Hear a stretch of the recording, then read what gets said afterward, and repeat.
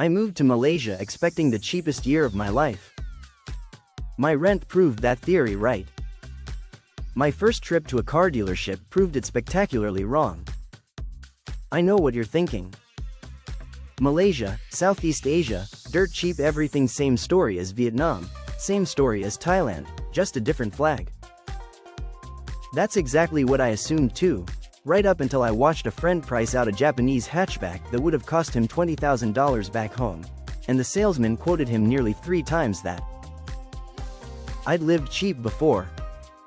A year in Mexico City, a few months bouncing around Vietnam, so I know what an honest, affordable country actually feels like day to day: the rent, the street food, the transport that barely dents your wallet. Malaysia matched every one of those expectations. It's the categories nobody warns you about that make this country's cost of living one of the strangest puzzles in the region. Let's start with what the calculators get right, because they're not lying to you. A single person can genuinely live comfortably in Kuala Lumpur on somewhere between 3,000 and 6,000 ringgit a month, roughly $700 to $1,300, covering a modern one-bedroom apartment, real groceries, transit, and going out. That number holds up against actual cost of living data, not just influencer math, and it's genuinely less than half of what the same lifestyle costs in the US or the UK. Animated chart. Single-person monthly budget range in Kuala Lumpur versus US and UK equivalents. For rent, food, and daily transport, Malaysia earns its budget-friendly reputation honestly. That's not the twist. The twist is what happens the moment you try to buy anything that has to cross a border to reach you. Here's the fact that actually stopped me. A Toyota GR86, a modest, entry-level sports coupe, sells for roughly 105,000 ringgit in Japan. By the time it clears customs and lands on a Malaysian showroom floor, that same car costs close to 295,000 ringgit. Not a typo. Nearly triple the price, for the exact same vehicle, because of import and excise duties that can run past 100% depending on engine size. I stood next to my friend at that dealership and watched his face do the exact thing mine probably did a week earlier at a different counter. That specific mix of disbelief and quiet math, recalculating a country you thought you understood. And it's not just cars. Alcohol carries some of the steepest effective tax rates in the region. Imported spirits and wine can face combined import duty and excise tax pushing toward 500%, with another round of excise increases that took effect in November of last year. A bottle that would run you $15 at a supermarket back home can quietly become a $50 or $60 decision at a Malaysian retailer, and almost none of the affordable Asia content bothers to mention it. Visual surprise. Side-by-side price tags, same bottle, different countries. So why would a country famous for cheap street food and cheap rent tax cars and alcohol like luxury goods? It's not an accident, and it's not the government being careless. Malaysia leans hard on these specific duties precisely because they're optional purchases, which lets the country keep taxes low on the essentials everyone actually needs: the rice, the transit, the housing. The country isn't inconsistent. It's making a deliberate trade, and once you see it that way, the whole pricing structure stops looking random and starts looking like a strategy most visitors never bother to notice.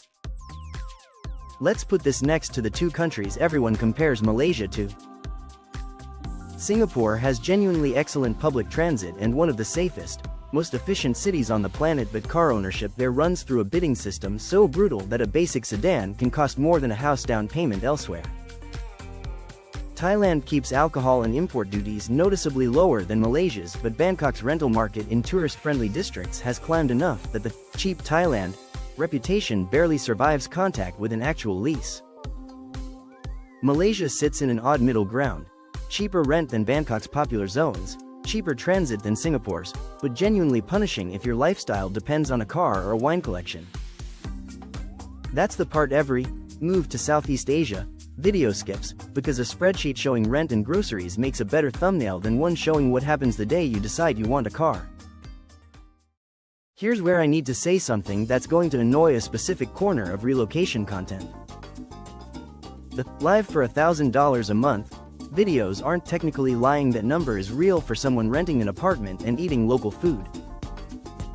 But it's an incomplete number sold as a complete one, and that incompleteness benefits a very specific group of people: content creators optimizing for the biggest possible click, and relocation consultants who'd rather sell you the dream than the receipts. Because the receipts tell a fuller story. Excise duty on vehicles in Malaysia can run anywhere from 60 to over 100% depending on engine capacity, a rate structure the government has maintained for decades specifically to protect local manufacturing and limit the number of cars clogging already congested cities. Alcohol taxes went up again as of November 2025, on top of rates that were already among the steepest in the region. None of that shows up in a video that only screenshots a grocery receipt and calls it a full budget. And the people most likely to get blindsided by it are the ones who moved here assuming their old car and cocktail lifestyle would just transfer over at a discount, only to discover the discount only applies to about half of what they actually spend money on. If you're the kind of person who wants the real spreadsheet instead of the highlight reel: rent, groceries, and the two categories nobody mentions, that's exactly why this channel exists. So hit subscribe now, because the honest version of affordable is a lot more specific than the thumbnail version. 6 months in, here's my honest verdict, and it's more nuanced than either the dream videos or my own initial shock at that dealership. If your life doesn't depend on owning a car or drinking imported wine every week, Malaysia is every bit as affordable as the calculators promise. Genuinely, dramatically cheaper than home. With food this good it almost feels unfair.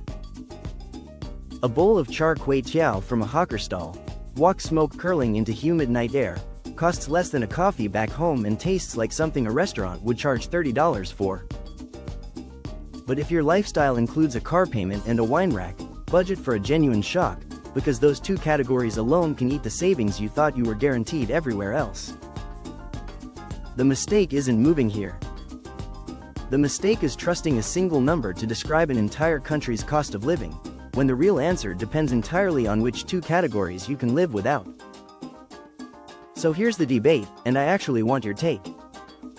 Some of you are going to say this is exactly how good tax policy should work: tax the optional luxuries, keep the essentials cheap for everyone, and stop complaining about a car if you didn't need one anyway. Others are going to say any affordable country ranking that leaves out categories this expensive is functionally misleading, no matter how good the intentions behind the tax code are. Which side are you on? Tell me in the comments, and if you've had your own sticker shock moment somewhere that was supposed to be cheap, I want to hear it.